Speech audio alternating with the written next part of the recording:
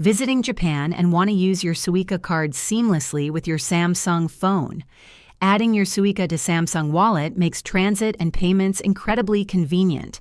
In this guide, I'll show you how to add your Suica card to Samsung Wallet. To add your Suica card to Samsung Wallet, open the Samsung Wallet app on your Samsung smartphone. Tap the Add button, or the plus icon, to start adding a new card. Select Transit Card from the options.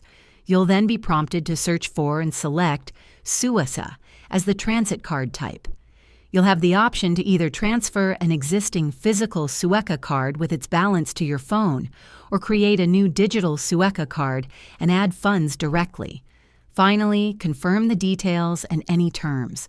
Once successfully added, your Suica will be available in Samsung Wallet for tap to pay at transit gates, vending machines, and stores where Suica is accepted.